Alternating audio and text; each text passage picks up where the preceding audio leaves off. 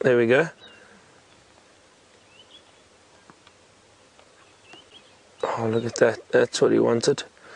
It's incredible to see how they use their feet and their trunks and their tusks all to get food.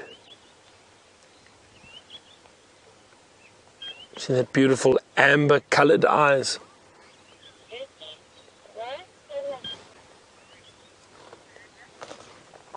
So Melinda has asked us a question, why so much work for the roots? Are they perhaps juicy? And Melinda, just remember that's where most of the nutrients are stored in the trees, all in the roots and some of the moisture. So yes, it's a good food source for elephant, and that's why they would choose to dig up and feed on roots, because there's probably a lot of nutrients, a lot of moisture, all the good stuff you want from the vegetation you're eating. Just blew some sand there, maybe got some dust up the trunk. See how he picks that root up. It's fascinating to watch him feeling around with the tip of that trunk.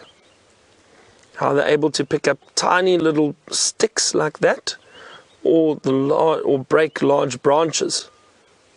Amazing tool that they have.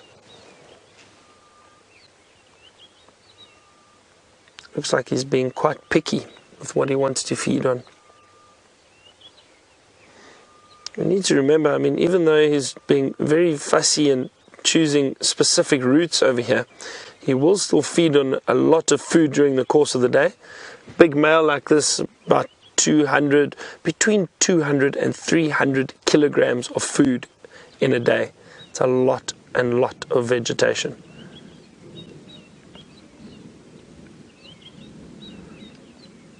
Wonder if you can hear the thunder behind us. I haven't seen any more lightning, but a lot of thunder going on around us. It's a wonderful sound. The odd little raindrop falling. Nothing too serious just yet.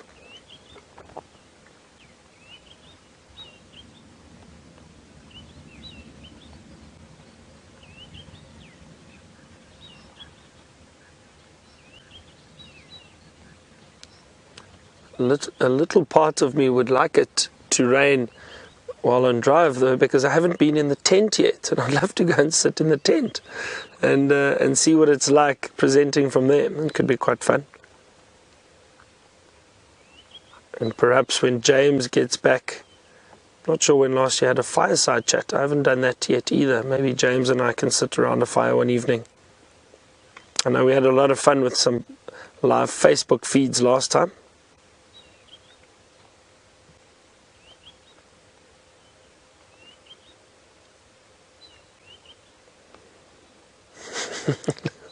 He's just resting his trunk now, look at that.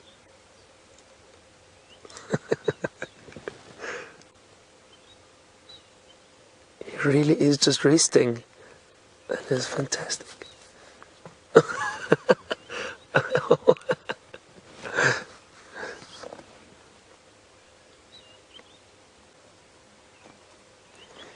I can hear some ground hornbills in the distance. And if I remember correctly, Brian, don't you do a very good ground hornbill impression? I do. Oh, want to give it to us?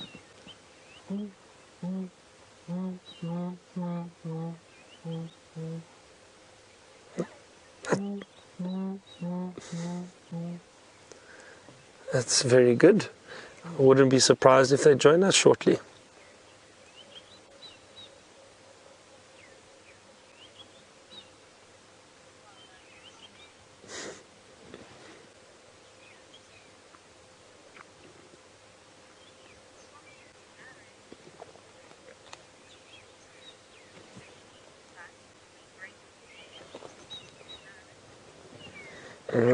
Aaron from New Zealand, speaking about birds, Aaron just commented and said fish eagle sighting would be wonderful. Yes, Aaron, it would be. Yesterday, unfortunately, when our comms were down a bit, we were struggling with our communications, but we went past Arathusa Dam and a fish eagle was sitting around there, even though there was no water around, or very little. It was interesting to see a fish eagle but we saw him briefly and he took off and flew away. But it was nice to see him. Just south of here, there is the Sand River. So that basically runs through Londolozi and Mala Mala, so south of where we are. And there are a lot of fish eagle along that river. Plenty. I've seen them fishing there, especially the dams close to those to that river. I've seen many fish eagles fishing and flying about. Especially now with this drought, those types of birds, those water birds, would basically, they all congregate around the little bits of water that are left. So that river is a good area for food for them, and most of the water birds are all found around the rivers at the moment.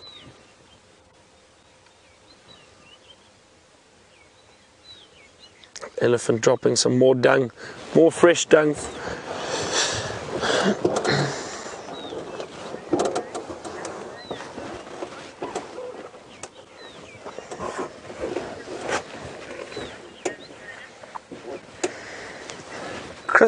Christopher from Arizona would like to know, what will an elephant eat if it has an upset stomach? So Christopher, let me just move. I'm going to try and move around for us and see if we can get a bit closer to this bull again while he's moving. So Christopher, the elephants won't change their diet necessarily. They'll still feed on all the vegetation around. There are a few trees and plants that traditionally locals would use when their stomach was upset or for stomach ailments. I don't know how accurate that is, if they have been proven and tested, but you never know. Those elephants could possibly eat some of those trees. I think one of them is a brown ivory, and perhaps an elephant could feed on that, but generally I don't think they would change their diet at all. They'll continue to feed on the vegetation that is around. Okay, let's see if we can squeeze through these gaps here.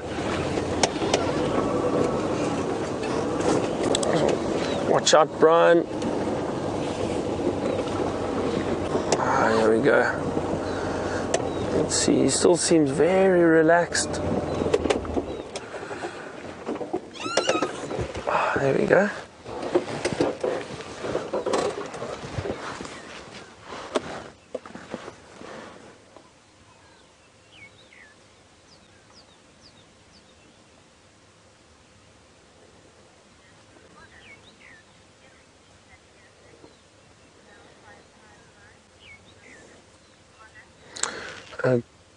Connor asked us a question, and I think it comes from all the lion activity this morning with the buffalo and that. And Connor would like to know, have we ever seen an elephant being taken down by a lion or hyena? Connor, I haven't seen it myself, but it definitely does happen, especially in areas where there's a huge elephant population. I know in Botswana there was a pride of lions there.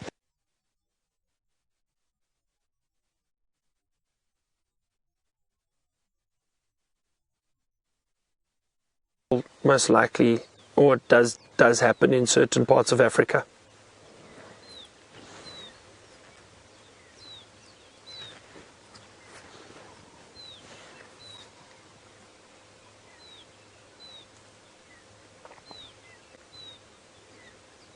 So lovely. This bull is so relaxed. It's a younger bull. It doesn't seem like he's very old. I would guess probably about 25 to 30 years old. Again, it's always, I always say it's tough to gauge the age of animals. You can tell generally by size, and if you look at the forehead of that male, you have that little indentation just above the eye, and those indentations become very prominent the older they get. So this bull, it's not as prominent. And I think he's got decent sized tusks, but that's also not necessarily a way to gauge age, because tusks vary in size. So I would think he's maybe somewhere around 25 years old.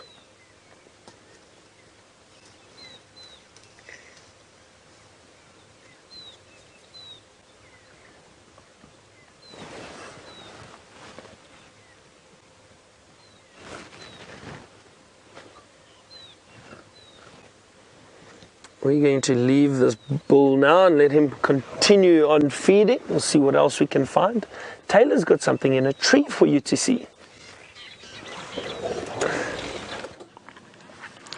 It's very difficult to make out what we have in this tree, but you can see that the leaves are indeed bouncing around there, and that is because there is a very young vervet monkey dangling from the branches.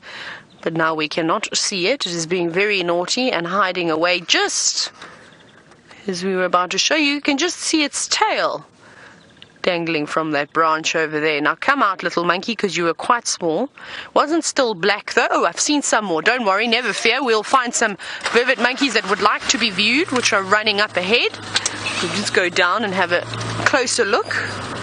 Seems like a lovely troop over here. We seem to be very lucky with the vervet monkeys as well. It's quite nice, even though they're potentially not my favorite animal because of all the distraught they have brought me over the years of squeezing my toothpaste out of the tube and wasting my favorite shampoo and conditioner and doing all those things. Having super glue, a tube, biting into it, and then it being almost stuck to my hand. That's not fun. There's the little monkeys just down here, sitting very patiently, almost angelic-like for a change. Also looking up into the sky, wondering if it's perhaps going to rain or not. You can hear the francolin shouting in the distance as well. I don't know where they are. He runs a little naughty one again. And I always say this, I prefer to see these little monkeys running around out here, picking all the nice new green leaves from the trees, which we're going to watch this little one do now, rather than hanging around the lodges and harassing all the staff and trying to steal a muffin or two or whatever they can really get their little hands on. Isn't this lovely? Now, there is honestly not a breath of wind this morning. It is very calm and still, and I wonder if we're not going to get some torrential rain. Look at them all looking up. I don't think they are looking at the clouds. I think they're looking for new green shoots on the different trees, because they sort of stare up and then they race up to the top and grab a handful of leaves, and then they come back down again in search of another one. Don't you just love that beautiful white line on the top of their eyes? All that lovely hair. Like somebody has taken some paint.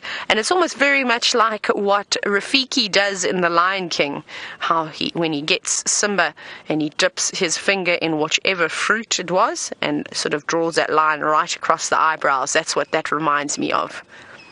Of course, Rafiki wasn't a vervet monkey, I don't think. Are you having a look for something to eat? Have you found anything that you like?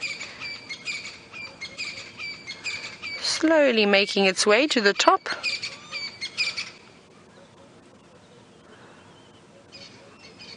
There are so many different sounds at the moment. I can also hear the Birchall's cuckoos calling in the distance, so perhaps we are going to get some rain. I do stand by them and believe that when they do give their call, it's about to rain or it's going to rain. And we haven't really heard them over the last few days. But they are back and calling quite a bit. There we go, found a little leaf that passed the quality control. There's some zebra alarming in the distance as well. Perhaps we will try and follow up on where and why they are alarming.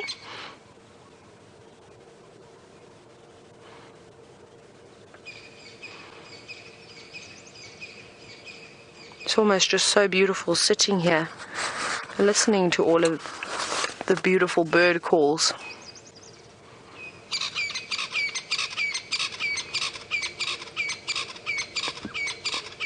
Let's try to find this francolin that's calling. It sounds like a crested francolin.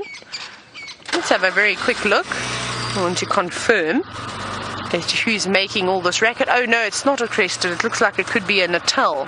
I did see a crested run past earlier behind the monkeys. Let's see. Oh no, maybe I'm right, but going a bit blind. This light is hot. No, it is a crested. I was right. I should always stick to my guns. There they are. The two of them making all that ruckus. Yes, We've come to see and watch you. Oh, they're having a bit of a dispute there. Did you see that one get chased? Let's see if it's going to happen again. Yes. Look, coming up from the rear. I wonder if these are perhaps two males having a bit of a territorial dispute here. And that's probably why there's so much shouting. Look at them. Racing. Oh, yes. Definitely seems like maybe a younger male has come in when it shouldn't be. I don't think it's a female because they seem to be pecking each other, and I don't think that is their courtship. I'm sure the male wouldn't want to try and peck the female. Look at that, eyeing out from the right-hand side of the screen, watching very carefully. And it's very impressive as to how quick they can actually run. Let's see, there's going to be a show right in front of us. They're coming right towards us now. Ooh. One in front being careful just to stay ahead and not lag too far behind, but also trying to look for some food at the same time.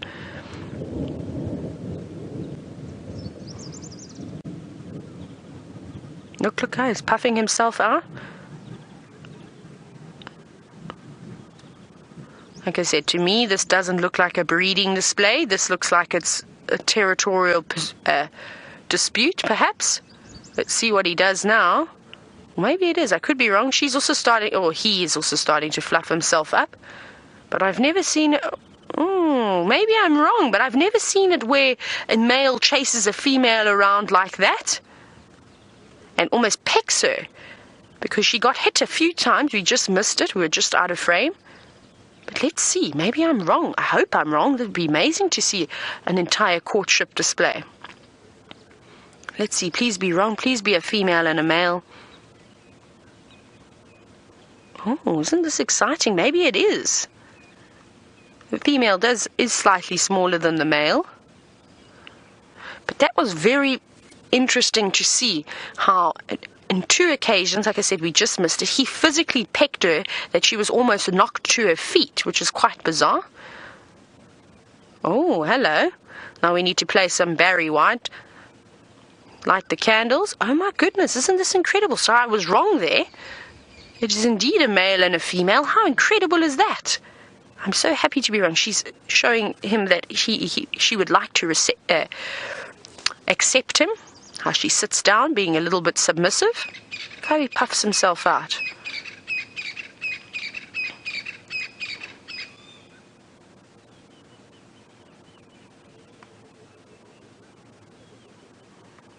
Oh, wow. I've never seen this before. Like I said, this looks very much like a breeding display. Perhaps he was just trying to get her attention into bullying her into submission, And now he has won her over. See, she keeps sitting down saying, I'm waiting for you, I've accepted you, make your next move. You see that? How horrible is that? You don't peck your future wife on the head. That is not very nice. And I've heard that there's a technique that men like to use in courtship is to not pay your female companion too much attention. Oh, look at this. There we go. They're going to mate. Oh, my goodness. Isn't this exciting? That was very quick. That was incredible. That is the first time that I've ever seen these two species of birds, these crested francolins, mating. And that was amazing, and that was such interesting behavior to see how aggressive he initially was towards her by sort of running and trying to bash her over and bowl her over, to pecking her on the head, to eventually ruffling his feathers out and showing how beautiful and how big and strong he is. He was also vocalizing quite a bit. There we go. She's saying again that she's ready. That was phenomenal.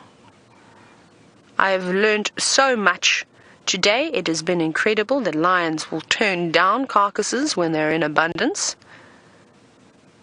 And now worked out that the crested francolin mating ritual is actually quite aggressive. That is bizarre.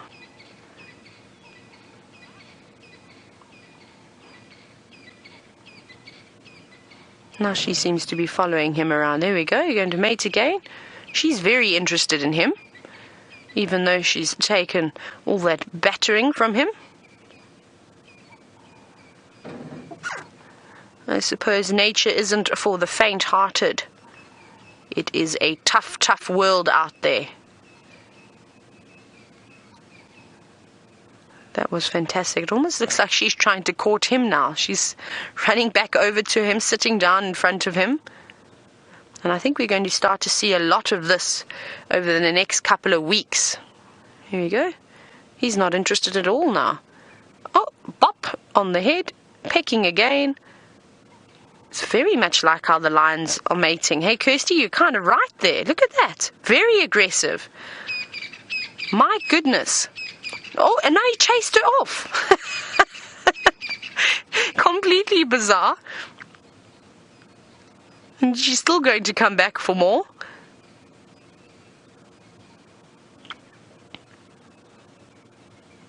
That was fun. I keep saying phenomenal, but I think that that's the only way to describe what we've just witnessed.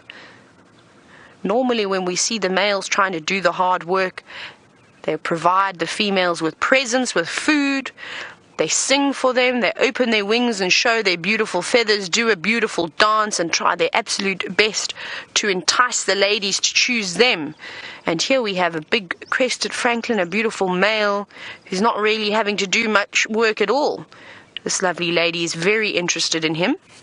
And he's pecking her and bossing her and bowling her over. That's unusual behavior. I'd love to have a chat to Byron about this and see what his take on this is. This is amazing. I think I have seen a display before, but not in this aggressive manner. Normally it's them fluffing themselves up and making themselves look nice and good. But to see that very aggressive behavior towards that female, I find that quite strange. And again? Oh, we're counting, so this is now going to be the third time. No, he's not even mating with her this time. No, he didn't mate with her, so it's only been twice since we've been here. I'm going to actually look at the time. I'm going to keep note of this. We've been here for probably about 5 minutes now. I'm just going to do that. I'm going to also get my notebook out and make a note of this before I forget. So if I go quiet, I'm just writing, because this is very interesting to try and work out how often and how frequently they will mate. Like I said, we've seen it twice. The third attempt was not successful.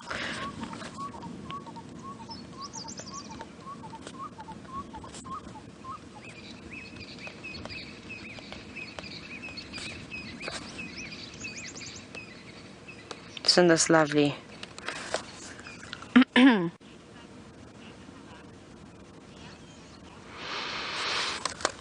Now we're watching them, and he's, like I said, he's just not showing any interest in her at all. He seems to be moving off, and she keeps presenting herself to him. Sorry, Kirst, I didn't quite hear that question that you just sent through. Ah, Mia. Hello, Mia. You'd like to know if the francolins mate for life. Now, so many different bird species that we see are indeed monogamous. I think they've disappeared. Sorry, I was just quickly making a note. And from what I know, I'm sure that they are, but I do want to double check. Yes, sorry, they are indeed. I want to just double check how many eggs they lay. I want to see what we're going to expect. So I'm just quickly reading about their clutch of eggs. So normally they have between 5 and 6 eggs, and they have a little nest that they make in the grass. And it also says here that they're only incubated by the female. So very much like Mr. and Mrs. Magpie Shrike. So I presume that the male will have to feed the female. Now, another thing I just want to very quickly check is I want to see what the incubation period is. Let's see if I can find it. This is just very interesting, and I want to have a look while we're here. Where's breeding? Breeding, let's see if there's an incubation period. And also just quickly going on around here. I'm just reading about the display.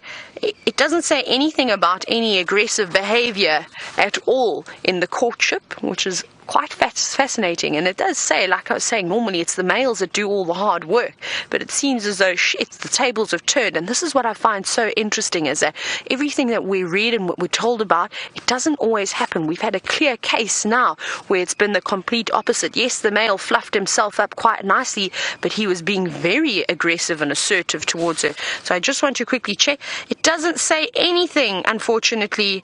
Oh no, here it is. Let's go. Let's see here. So they say that the incubation period is very much similar to that of the magpie shrike, but a little bit longer, between 19 and 22 days. So that's actually quite interesting. Remember, I said that the magpie shrike incubation period is between 16 and 19 days. So that's exciting. It doesn't say anything, in fact, about how many times they'll mate, but perhaps we'll be able to sit and observe for a little bit longer and make a note of it ourselves. And that's what's so interesting. But let's go back across to Byron, who I think is also got a bird of some sort.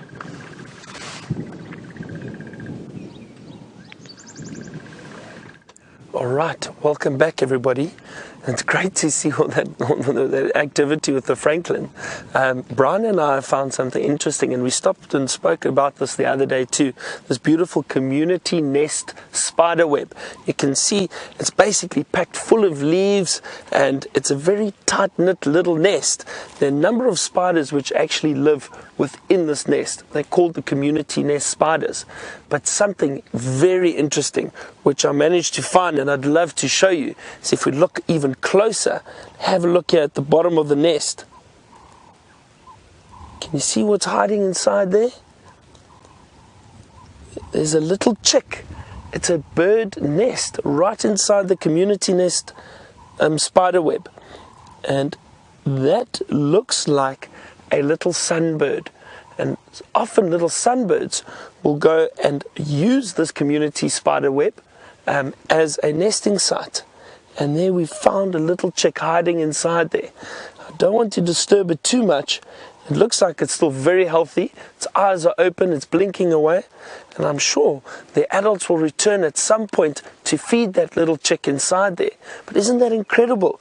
I mean, at first sight, when you see this nest, you think, oh no, spiders, let's not go close to it. A lot of people don't like spiders. I've seen grown rangers jump out of vehicles when a spider's been flung onto them from a branch. But it is an incredible nest to see, and to see this little nest right at the bottom here with that little chick inside. Just absolutely beautiful, wonderful to see. That is great. Something very special. I'm just going to jump back on here quickly. It was a nice little find, something different. It's not often you get to see one of those little nests and a little chick inside. I'm glad we got to see it.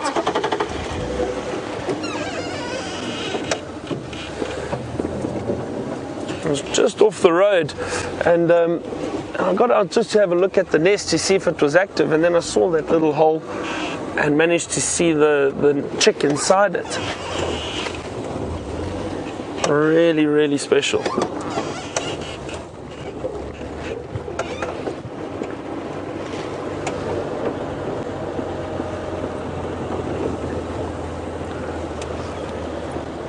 Eileen has asked us a question regarding birds, and Eileen would like to know, what is the difference between a bird call and a bird song?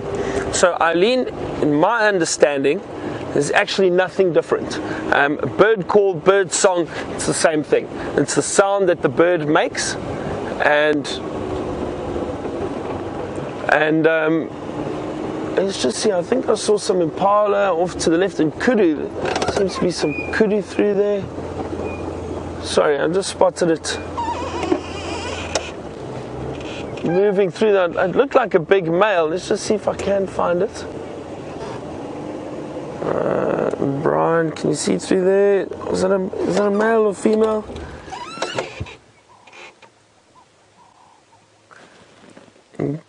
But difficult to see. It's amazing how well these kudu can just disappear into the thickets. They seem to be browsing. It's a female that's standing over there. So Eileen, sorry, getting back to your question again, the bird calls and the bird songs, same thing. It's the sound that the bird makes. And so it all depends on the different sounds and calls that the birds have. Some impala to the back there too.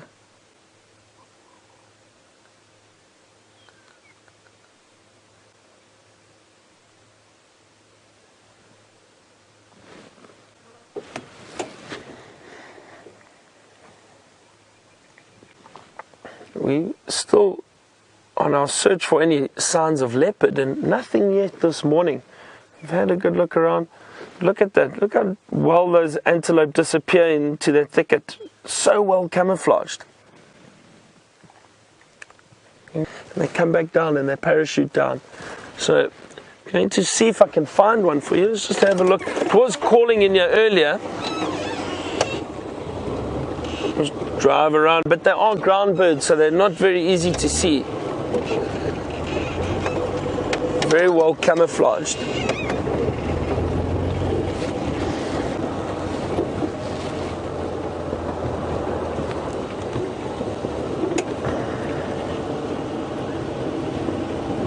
It's actually been a great morning. This temperature is wonderful at the moment. I'm just going to turn right over here up ahead and just check further down. I think we're heading towards those twin dams, if I'm not mistaken.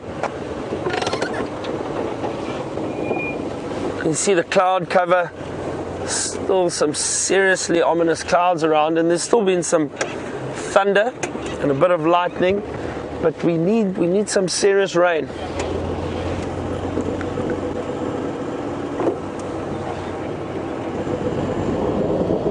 There we go. Can you hear that thunder? Oh, we've got some zebra up ahead.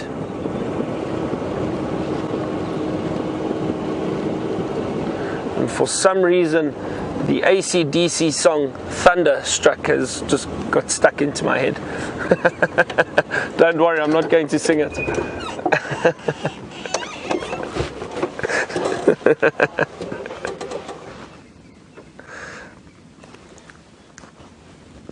There we go, another dazzle of zebra.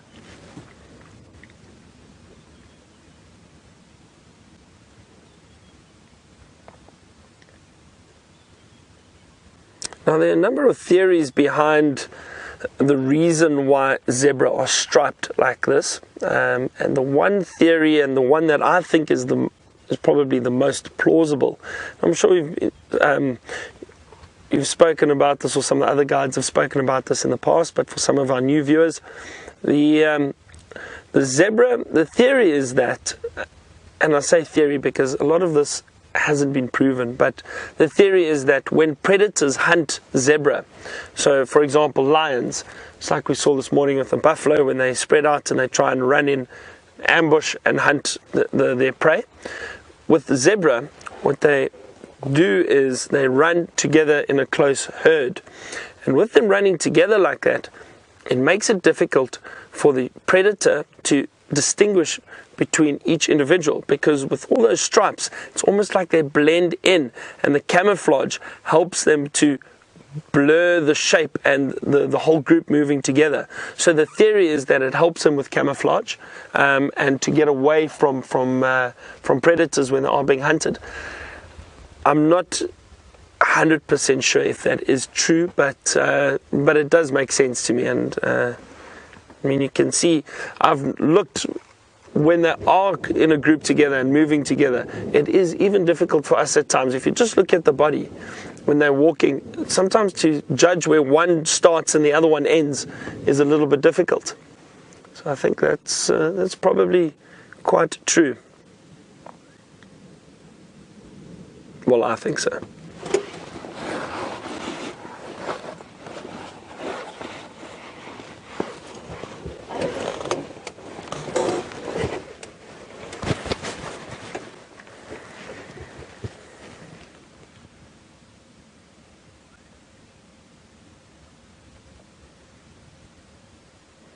There's a wonderful sound in the sky at the moment. It's this rolling thunder.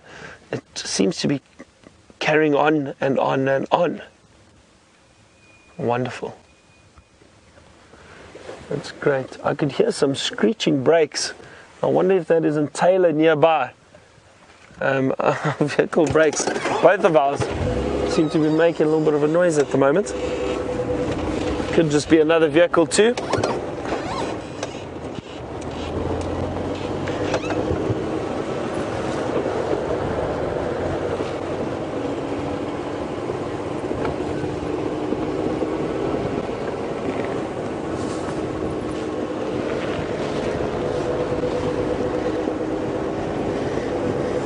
Another very large termite mound off to the left here.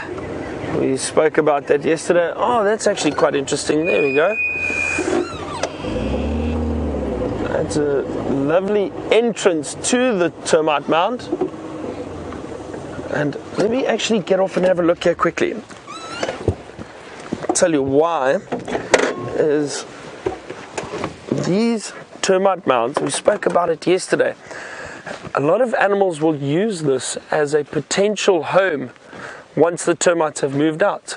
Now, I'm not going to move directly in front of the hole, and I'll tell you why once I get up there.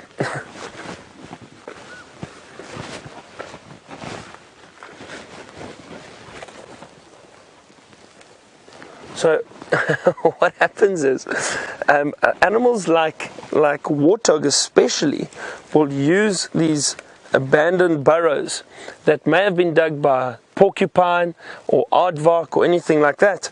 And what happens is the warthog reverse back into the burrows and they sleep there during the evening, and then in the mornings they'll come out and go and feed.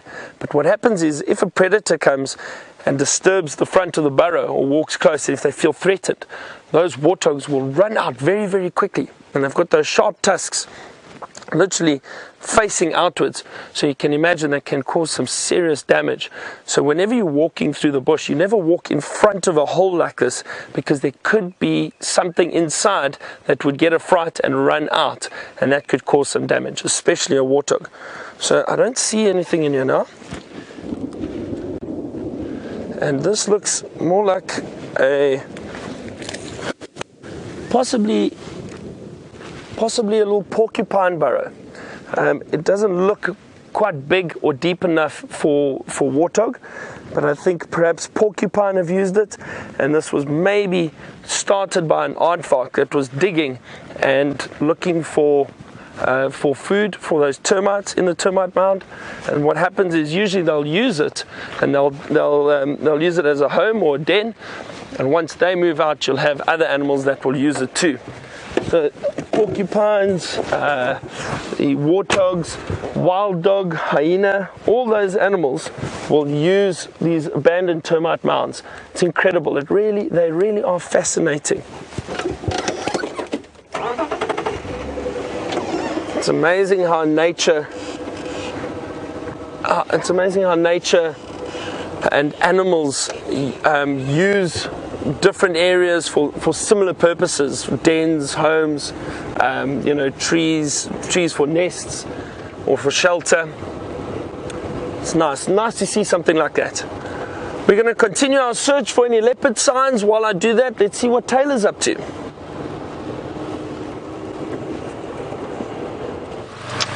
So I got a little update about the Nkuhumas, and unfortunately it seems as though they are on Torchwood still, and it looks like the entire pride have all joined up and they are eating that little buffalo, which I don't think will last for very long. So that's good news for us, because we know exactly what they're going to do after that little buffalo. They're going to go back to that big buffalo bull that we saw slowly drifting off into a permanent sleep, and I suspect by now I don't think he'll be alive anymore. He had lost quite a bit of blood, so that'll be exciting for this afternoon to follow up on and see if they have indeed gone that way. It's nice and cool. I don't think it's going to warm up too much today, which is quite pleasant, but I'm also now on the search for leopards. I think if both Byron and I try to imagine a leopard in our head, maybe one is going to pop out and appear from us. So now I'm This is not going to work as well because I don't have lots of buffaloes in front of me anymore, but I believe as I started singing the Nkahuma theme song, well, it's not official, it's just of course a little joke just to keep you all entertained, and I don't know if it's going to sound as great now as well. Like I said, we needed the whole scene with the buffalo, but I believe that the screen had unfortunately frozen, and I know that you'd like me to sing it again. So Eggsy has decided this time he's going to join in. Now he's laughing because he thinks I forgot about it. I'm like an elephant, I never forget. No, sometimes I forget, that's a lie. I forget quite often, in fact. Right, this is the theme song I have chosen for the Nkahumas. Eggsy, are you ready? He's not doing it. Okay, I'll do it all by myself then, it's fine. I'll remember that. Right, so it goes doof, doof, doof. Another one bites the dust. Doof, doof, doof. Another one bites the dust. And another one down, and another one down, and another one bites the dust. And obviously it worked much better when I was pointing at the buffaloes, because obviously they're dropping like flies at the moment. So that's what I think should be the theme song of the Nkahumas. The unfortunate buffalo. Of course, I wonder if Byron can hear my brakes now, wherever he may be, but I can see a giraffe. Let me go back a little bit more. Can we see him there, Eggsy? There's a big giraffe staring us down. So I've parked on a little bit of an incline. You can see that tall thing in the distance. That's in fact a giraffe looking at us. He didn't appreciate my squeaky brakes. I'm sorry, Mr. Giraffe. It's quite funny that you can see his teeth when he chews and his bottom jaw moves to the side. You going to come towards us, or are you just getting a better look, staring at us straight through the trees? I feel a little bit intimidated by this giraffe. But look at these little ossicones. They're so funny how they curve in towards each other. And there's been so much happening today. Elephants, buffaloes, alive, dead, giraffe, lions, lots of lions, zebra, of course, and all sorts of other things. We haven't said hello to any impala this morning, have we, Eggsy? That's not good. We suppose we should find an impala then and greet it. I think they can sometimes feel a little bit left out when we just drive past them all the time. But they are everywhere and they keep running away from me. So when we find the perfect impala that will stand still, I think we'll give that impala its debut. Now, let's carry on from this giraffe though. I'm going to check all along these drainage lines around Rebecca's Road and Zoe's Road and all those areas that Karula likes. Now, I think that's exactly what we're going to do. I'll keep you updated and let you know if I find anything, but let's go back across to Byron, who seems to be the elephant whisperer this morning.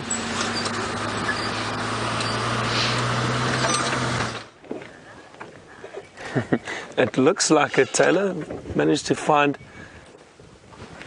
or join rather an elephant procession.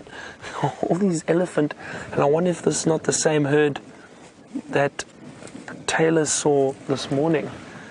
This one's come quite close, just walking past, and they've moved almost through the entire property already. Been moving quite quickly. We've got them just past one of the dams, Treehouse Dam.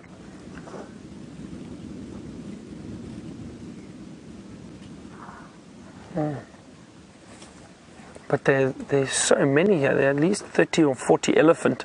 A lot of youngsters up ahead. It looks like this male has come through and has just joined the herd. Often these younger males just come and wander around and see what females are about. I don't think he'd be interested in mating just yet. He still looks a little bit young, perhaps.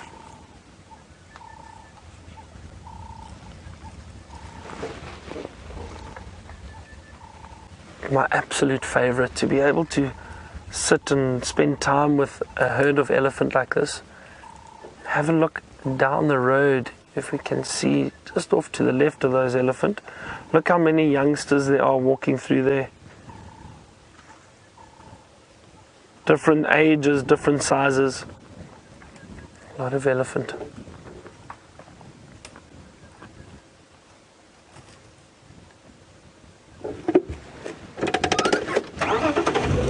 See if we can move a little bit closer.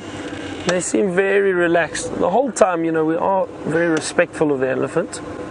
We don't want to startle them. Sometimes these younger ones, they may shake their head a little bit and trumpet, look at that, see? The reason for it is just a younger elephant basically trying to see if it can scare us off. Let's see if it decides to come a bit closer.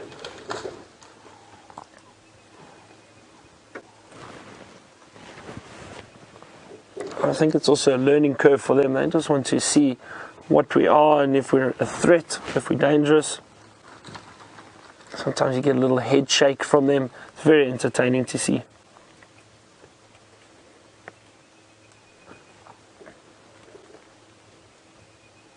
Elephant all breaking the branches.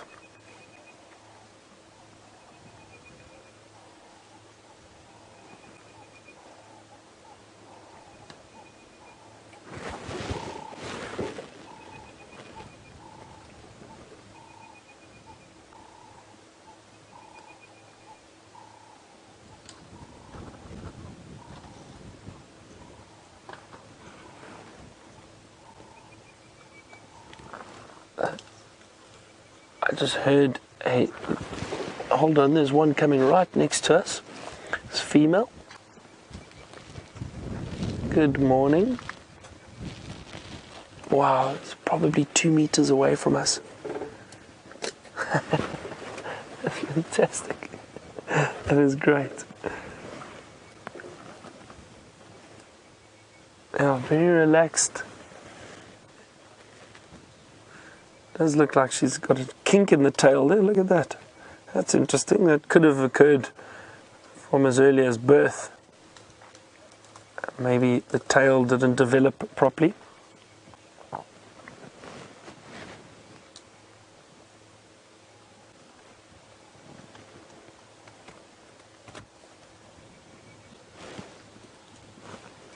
As I was saying before that female walked past us, I heard some of the elephant communicating. They give off this very low frequency vocalization, and it sounds like a grumble almost. It's a very interesting sound, and they use that to communicate with each other.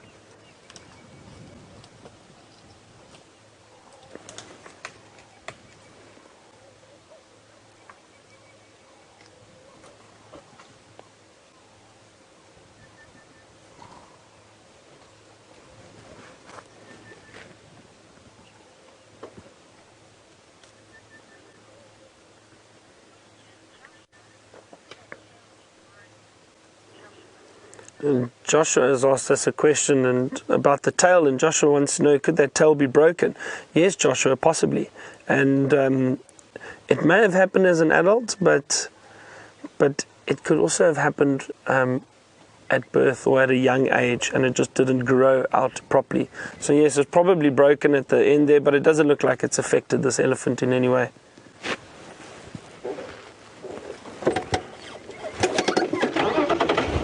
Roll forward a little bit more.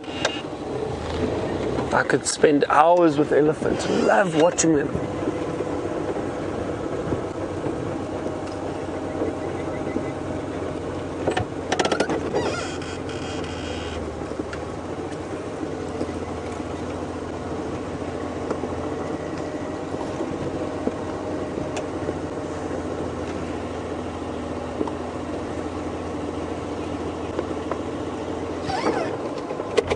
It's a young one feeding off to our right. Have a look at this.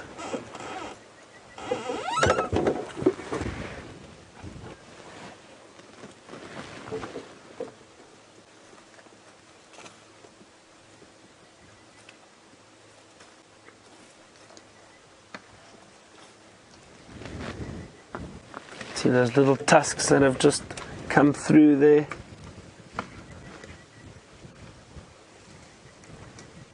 Just listen to the sounds around us.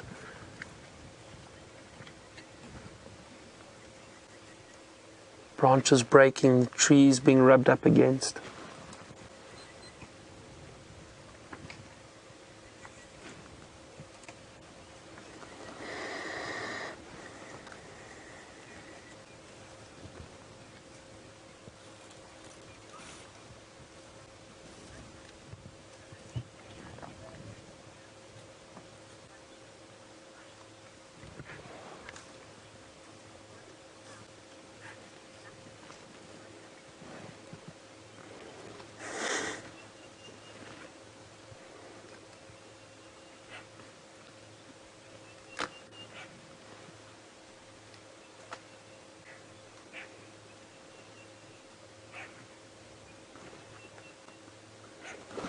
carry on a little bit further. We really are almost surrounded by elephant at the moment.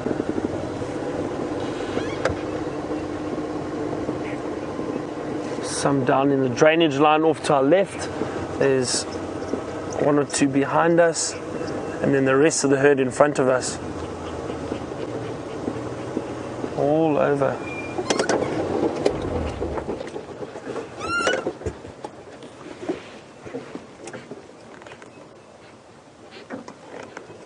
Some lilac-breasted rollers flying around. There we go, have a look up there. Oh, you got it, Brian. Let's see if it does its display for us. Here we go. No, just lost it, but there we go. It's just rolling. There, and the dive bomb. Oh, you got it. Fantastic. It's really tricky to keep an eye on them when they're doing it. Well done, Brian. But you can see that little dip. Two little dips, they stop flapping their wings and they roll, and they come up and they roll again, and then what they do is they come back down, and as they come down they do this almost aerial display, it looks like a fighter jet. They do this with their wings and they come down, and that's how they get the name roller, from that beautiful aerial display. Great to see.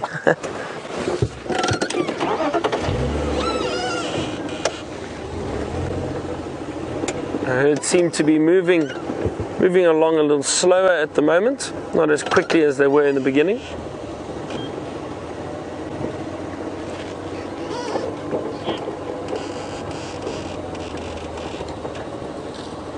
So Lauren would like to ask, or would like to know, when do baby elephants start eating solid food?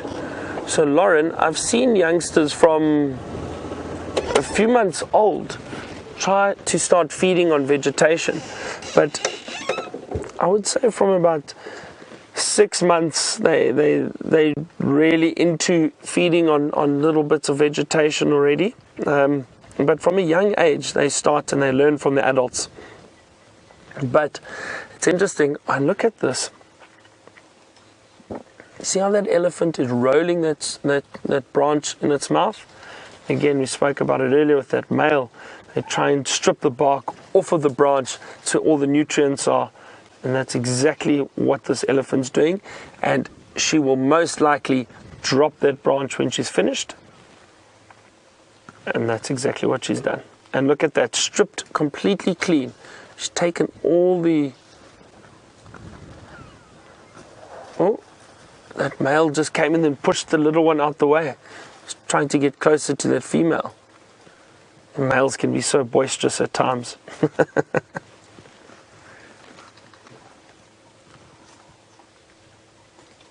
So I was saying with the youngsters too, they eat from an early age, Lauren, but the interesting thing is they only really learn to use their trunk properly from about 2 years on and onwards. So it takes them almost 2 years to really work out how this thing in front of their face is used.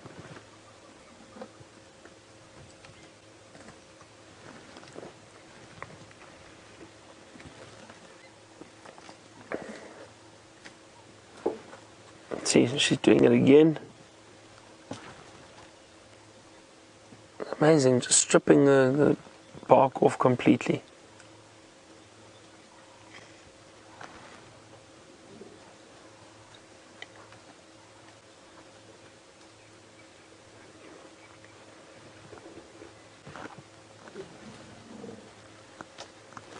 It looks like that little one wants to try and suckle.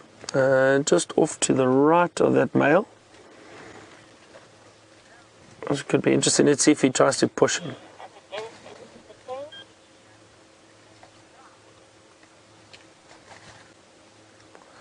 Bill would like to know, and he's just asked an interesting question, is the hair on the tail of the elephant similar to the texture of the hair on the tail of a giraffe? Bill, if I'm not mistaken, the elephant hair is a lot thicker and a lot stronger than giraffe hair. I know they do make In some places, if they're able to find elephant hair from the tail, they will make bracelets from it. Some of the locals would make bracelets, elephant hair bracelets. Very, very strong, thick strands of hair from the tail. So I think it's a bit thicker than the giraffes.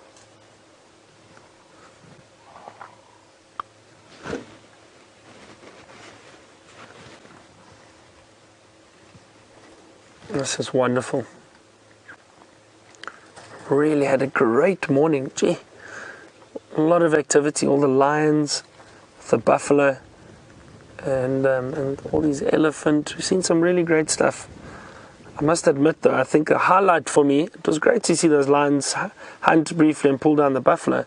But the highlight for me was that little sunbird chick in the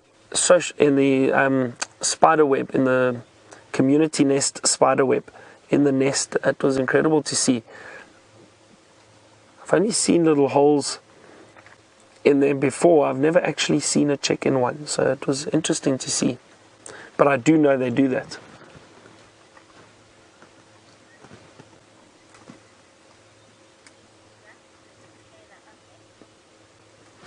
We're going to stick around with these elephants a little bit longer and see which direction they go to. While I do that, why don't you see what Taylor's up to?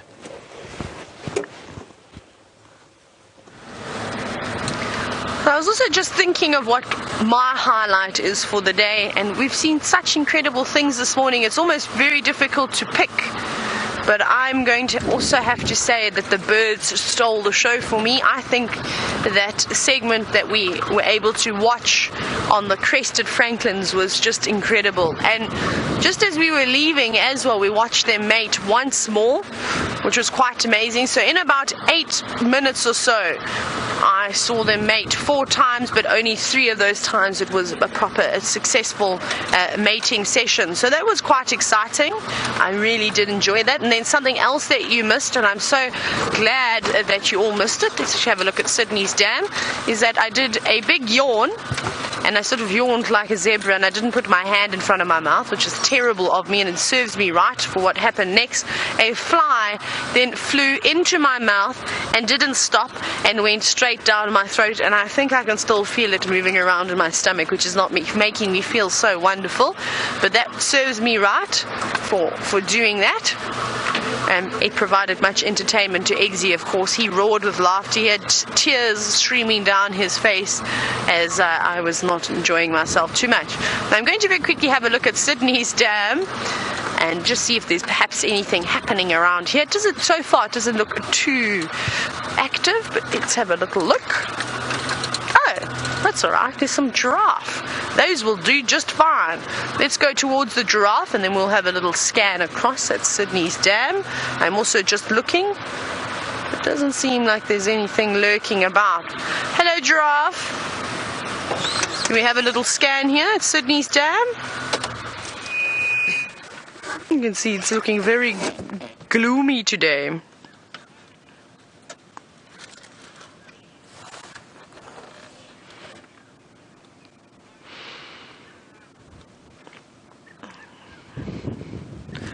Nothing happening down here, not really any birds either. I can just hear the red-chested cuckoo in the distance. A couple of buffalo weavers. But that really seems to be it around here. Let's go forward to the giraffe very quickly. See if they're going to actually stick around and not run away from us like everyone else. Now, Andre, you're wondering what is the ratio between males and females when it comes to giraffe. Now, I must admit, since I've been here at Djuma, I've definitely seen a lot more male giraffe than females. But then, in the same breath, when I was down in the south, we would see big herds of females and not too many males. We were almost seeing the same males over and over. They all thankfully had distinguishing features. So I think that there are actually more females around rather than males. That's obviously my opinion. It's very difficult to get sort of census counts in these vast areas where there are so many different animals. And I think that also the male giraffe that we have been seeing, they're probably the same ones that we're just seeing over and over again. but it is difficult unless they've got a big injury or an identifying feature that is quite obvious to be able to tell the difference. You see them all having a look. There's a couple of buffalo moving through just in front of them. I suspect that's what they're both looking at. The two males, the one that we just saw on the left is much younger than the one on the right.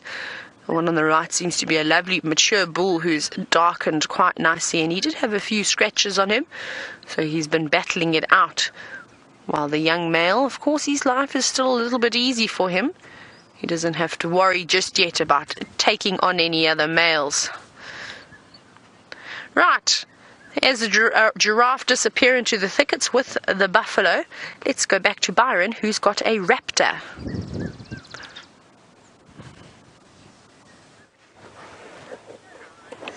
I have indeed got a raptor. Just sit there. There we go. Great. Now I'd like to ask the viewers quickly if you can, those who are very keen birders, see if you can send me an answer and see if you can get what this raptor is. So I'll give you a few minutes. Just watch it. Beautiful bird.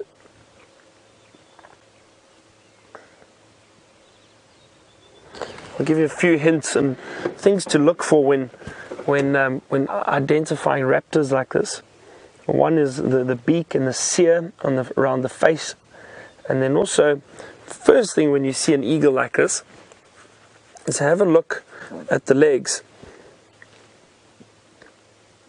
And the reason for that is most what we call true eagles, all the true eagles have got feathers all the way down the leg, or down the legs. And if you look at this one, the feathers actually stop almost midway.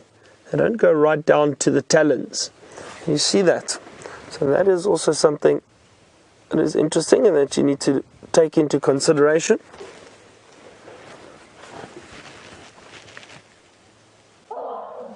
No, that was an elephant. He's still very close to that herd of elephant. They haven't moved too far.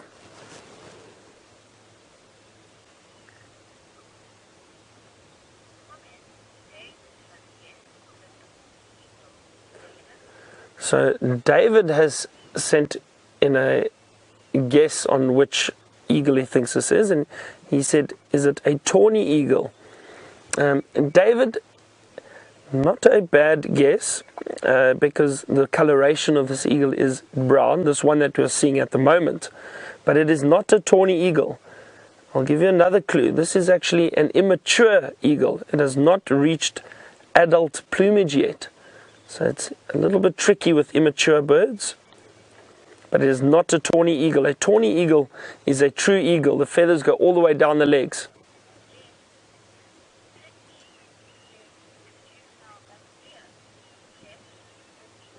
And Jess, all the way in Sydney, Australia, she has sent through the, not a guess, but the actual answer. Jess, you're 100% right.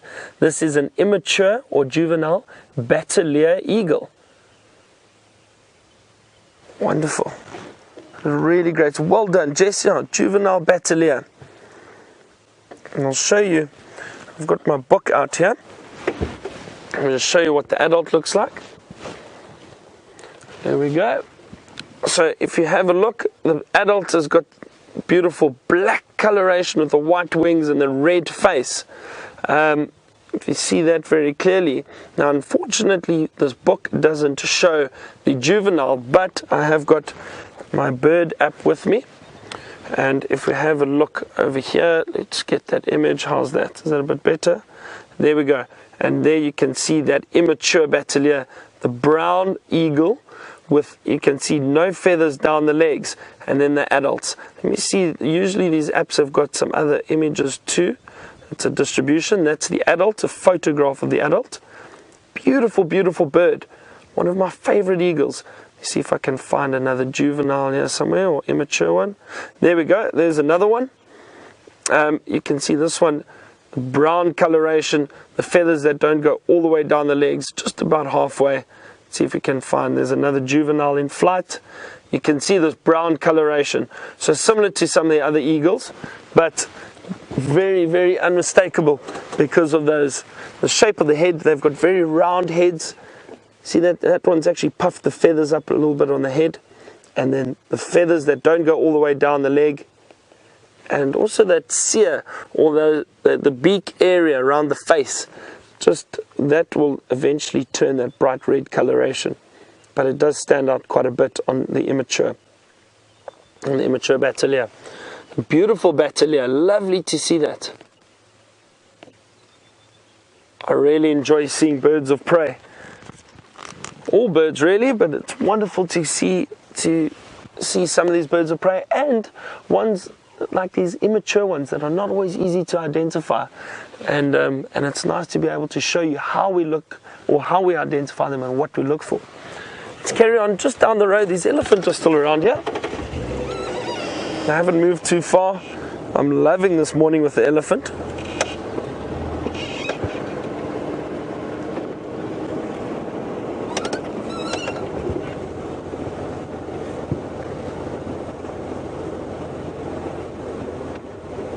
They've been moving very slowly along the road, just feeding, dropping branches as they go. Again, don't want to drive up too quickly, just moving slowly so they don't get startled. But we've been around them for a while, so I think they've really calmed down. And oh, sorry, I apologize. Maybe got just a little bit too close for this little one, but it's just a sign, just a little warning sign, just to say, just please don't come any closer. Just they're wary, they know we're there, but have a look. This one's carried on feeding again. So it was just a sign, just to say, okay, that's far enough, you're close enough, carrying on feeding. And I've always said a feeding elephant is a happy elephant. So if they're carrying on feeding, then generally they are relaxed and they're happy with us being around. And you can see there's no aggressive sign at all. Usually they'll lift their heads up, open their ears, make themselves look a bit bigger. They'll flick the tail quite aggressively. This one is very, very relaxed.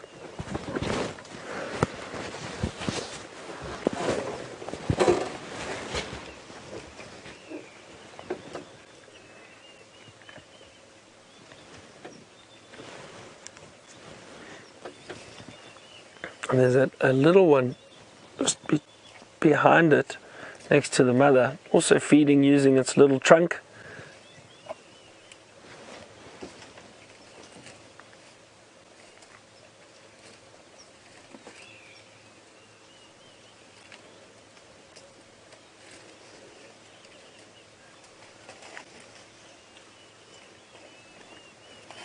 Oh, I can hear the Diedrich cuckoo again calling in the distance, and a few people were commenting yesterday on my Diedrich cuckoo call, and I actually had some guests and friends comment and say that it wasn't a very good call, but I thought it was quite good. The Diedrich, Diedrich. That's Diedrich cuckoo call.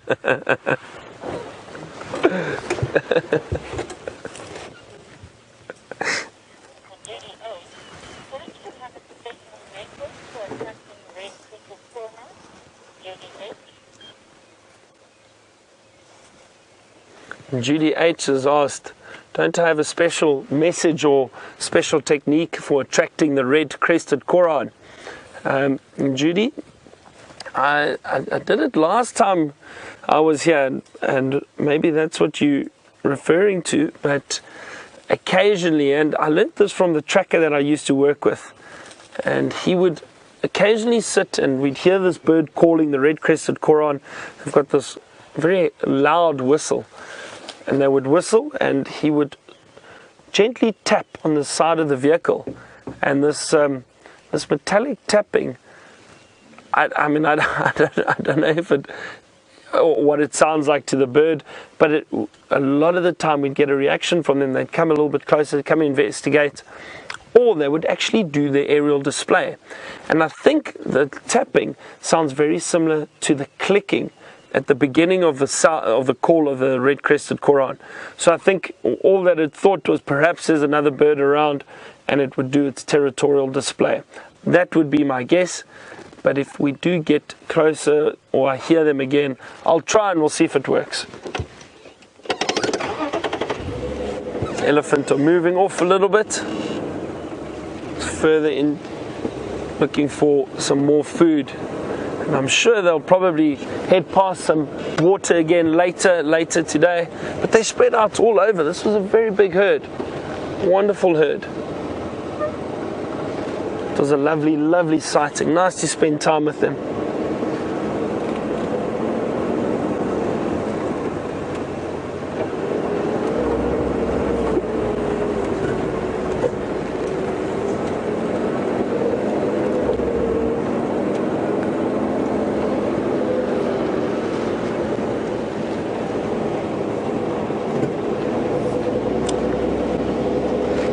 Going to continue our search around these drainage lines. You never know what we could come across. It's still very cool this morning. I wonder what Taylor is up to now.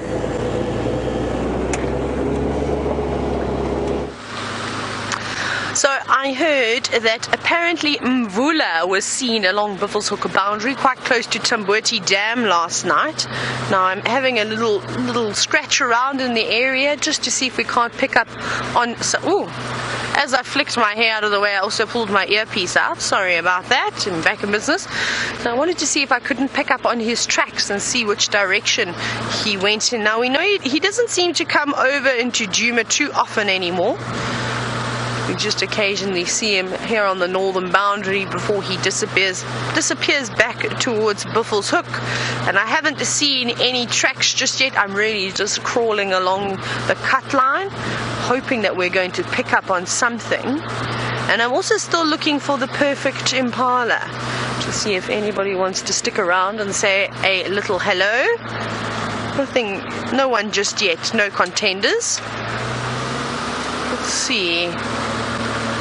Lots of footprints, lots of elephants have been here. Lots of buffalo, and of course the zebras. The zebra are all out and about at the moment. But nothing just yet. Oh, look at this. This is quite funny to see. Have a look at this bush willow. Oh, sorry. Maybe I should stop and depress the clutch. If you have a look on the bark on that tree, can you see that, how it's been eaten? I have a quiz for everyone who is watching. Who has done this to this tree? What has happened here? I'd like to hear a little explanation as well. This is an easy one. I think you should all get this quite quickly. And I'll give you a clue. It is on a large fruited bush willow tree. And if you'd like to send in your answers, you can either hashtag Safari Live on Twitter, or you can send them through to questions@WildEarthTV. And we'll see who guesses this one right. Lovely. Right, let's carry on looking for footprints or an impala. We still haven't seen anything, so I wonder if Mvula possibly wasn't walking just on the northern side, just off the road. Because it doesn't look like he's come across here at all. But there are also lots and lots of vehicles around at the moment, so it could have been quite easily that his tracks could have been squashed, being on one of the big boundary roads that are used not only by game drive vehicles, but maintenance vehicles, I'm sure delivery vehicles. It's being used by a number of different people. Also just scanning carefully, because there are lovely termite mounds and big marula trees that would hold the leopard quite nicely. But nothing just yet. And even looking for some birds. Still haven't seen a cuckoo, which we've been trying to find now for the last few days. So I'm hoping that at some point, I suppose I can't be too greedy though, that we'll be able to catch a cuckoo on camera. Preferably a red-chested.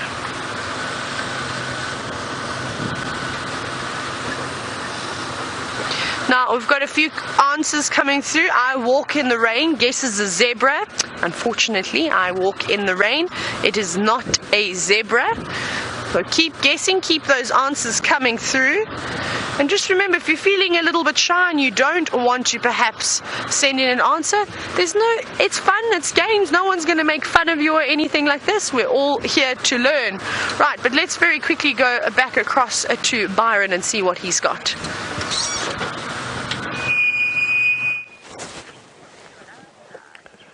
We have found some warthogs, Taylor. Look at this. This is fantastic. We were speaking about them earlier and the burrows and them using the abandoned termite mounds as burrows. Look at the tail up in the air. Oh.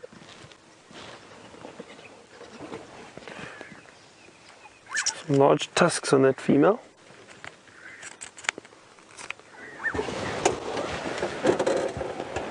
Just going to sit here for a second as they move off. I've heard cuckoos calling close by. I see there's a black-headed oriole calling behind us. Let me just see where those cuckoos are. They were very close.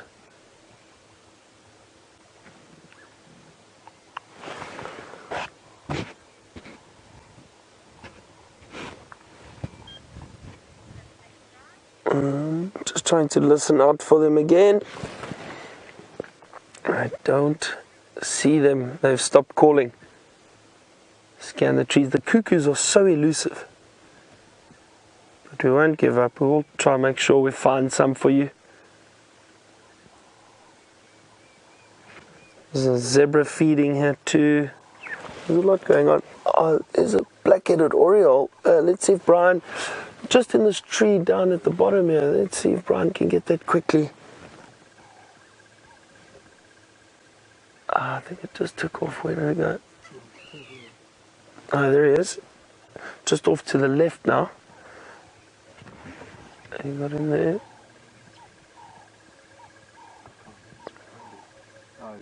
Oh, he's gone again. He just moved again. So difficult to follow these birds at times. We'll try our best to show you, but it really is difficult, and especially with some of these birds that move so quickly. There's a cuckoo calling again. Where is he?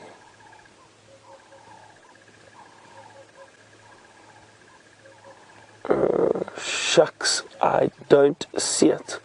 Can't find him. Oh well. But like I said, it's very difficult because these birds constantly jump around and fly off. So we might get a glimpse, but then they disappear just as quickly as we see them.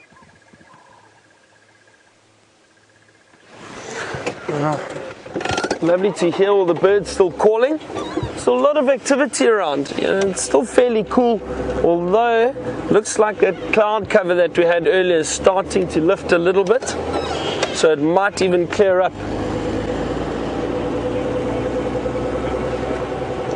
But we've had a wonderful morning, and I really hope you've enjoyed it as much as we have. Thank you very much to Brian on camera and the thumb for keeping me company, doing such a great job. And we will see you this afternoon again on our sunset safari. Looking forward to having you back with us. Thank you to the ladies in the FC, and thanks Taylor for giving us all those wonderful lion sightings. Head back to Taylor and let her say goodbye. We'll see you later. Bye bye. We've just managed to catch this young zebra foal having a suckle from mom, and it's something that we don't always get to see. And isn't it just beautiful how the two of them are just standing so still with the dark clouds in the background? And there's quite a few zebra here, just taking a moment to relax before they continue with their morning, looking for something to eat. Isn't that lovely? And it's so peaceful. The wind is also starting to pick up slightly, which is good. I hope it keeps blowing in some big dark clouds so that it can rain the whole day and then stop just before the sunset safari. And the little one is finished having a drink now, and now having a look at us. Doesn't seem to be too young, this foal. Probably coming up on almost a year old now, starting to lose the fluffiness on its coat, which they typically have for the first year of their life, just to help keep them warm during those chilly evenings. Now, the gestation period for a zebra is quite long. It's almost 365 days, almost a year exactly. So I'm sure that the mares in this herd will have another foal shortly, and that's something exciting to see. And I keep mentioning it, and I'm going to keep building it up, as I can't wait to see all the little babies that we're going to have this year, especially right on our doorstep, right on quarantine open area. That is going to be fantastic. And that's something that we're all going to be hoping, is that who is going to catch the first live birth of the season. I think that's what I'm going to just follow the impala or the zebra around.